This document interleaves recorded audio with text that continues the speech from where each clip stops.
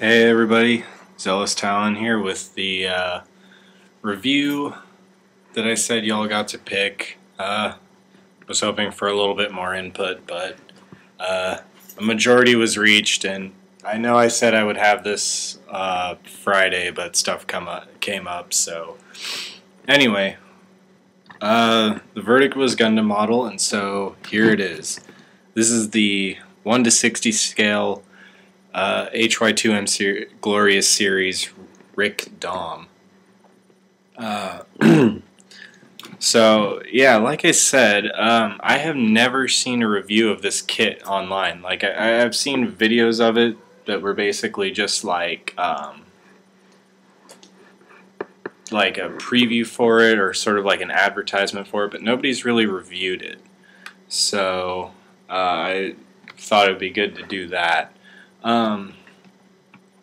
So like I said, it is in the 1:60 scale.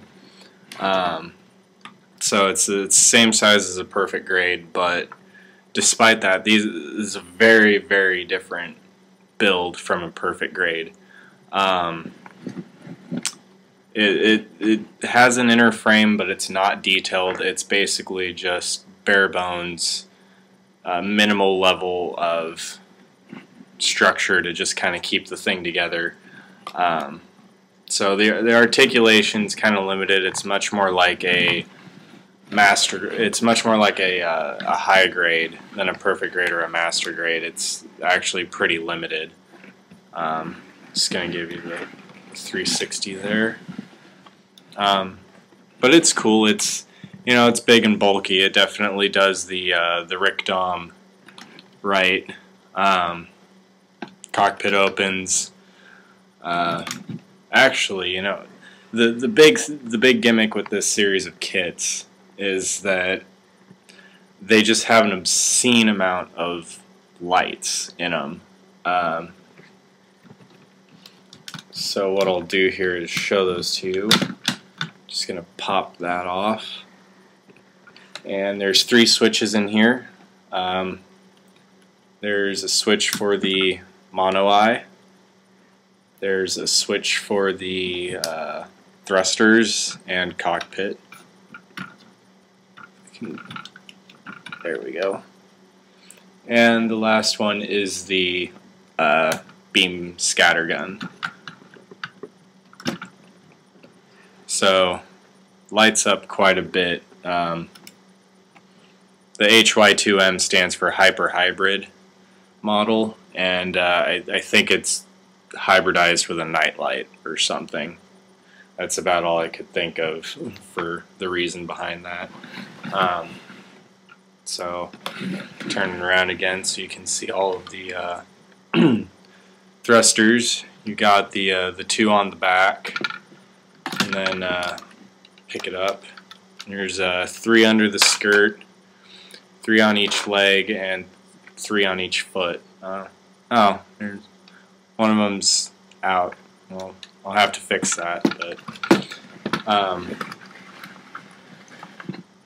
yeah, there's as with anything with this many lights, there's obviously a lot of wiring involved. And despite the fact that the pieces are all like really big, and there's actually not that many like plastic pieces, you're just gonna end up spending hours just on the wiring, just getting all those fine little bits to go together. Turn it off. And weapons-wise, he includes his massive bazooka, the giant bazooka, or you can get him to hold it fairly well.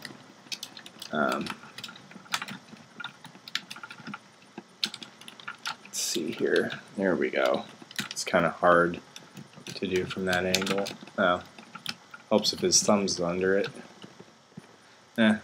Not trying to get it too great, but he holds it. The hands have nuts built into them, so you can, and then the grips on the weapons have holes, so you can put a screw through and screw it into the hand, and it'll hold more securely. But You really want to do that for this bazooka. It's quite heavy, and there's no way he'd be able to hold it without the screw. The heat saber, on the other hand, stores on his back. It's just a piece of yellow plastic with a handle, and it actually comes with 2 handles. Whoa, his pinky's all messed up too. God, no wonder he wasn't holding it right.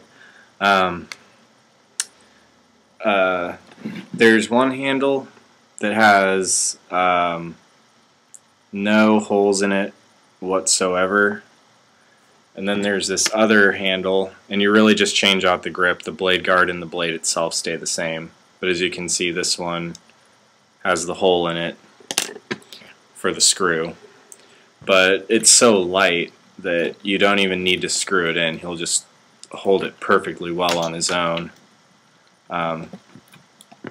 Segmented fingers, just like a perfect grade. That's about where the similarities end. This kit was issued in there's 4 different versions of this kit, and 2 of them are basically identical except for the box art, and it's just the standard purple and black Rick Dom production colors, you know. And then the other 2 variants are the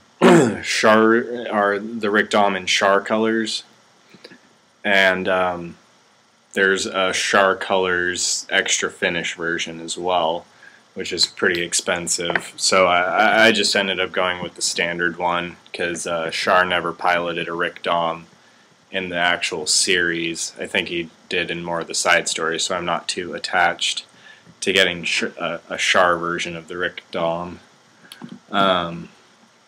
But the kits themselves are exactly the same. It's not like the Zaku where there's a slight variance in the parts. They just come exactly the same. Because with this kit there were 2 pilot figures, and one's just your basic Zeke pilot, and then the other is a Char figure. They were molded in black, so I have to look that up and see if that color would change any in the actual Char version of the kit. But I mean, there's not really too much you can do with this thing. I mean, you can move the arms around, you know, you can pose it however you want, but it's just really big and bulky and kind of gets in its own way. You know, which is fine because, I mean, if it wasn't bulky, it wouldn't be a Dom. I really want the Goof in this line, but I can never find it on Gundam Store and more, and I really don't like going through Hobby Link Japan just because the shipping is so expensive. But the scope on the bazooka is supposed to light up. They set up this really elaborate gimmick with it where you have a magnet in the left hand right behind the index finger, and it's supposed to pull on the battery compartment or something in this. It's supposed to do something in the bazooka so that when you have the hand here on the side grip, it's supposed to affect something, the circuit in there. And in theory it'll make that light up, but I built it and I just can't get it to work. You know, they should have just put it in a switch, really. It's silly, you know, making it overly complicated. But I'd recommend this kit. What I would do is if you can get a Goof, I would get that one first. Personally, I like the Goof more as a mobile suit, and also it's a much cheaper kit than this one. This will set you back almost $200. Yeah, that's right. It's as expensive as the Zeta. So whereas the Goof is half that. So Glorious Series Rick Dom, very cool.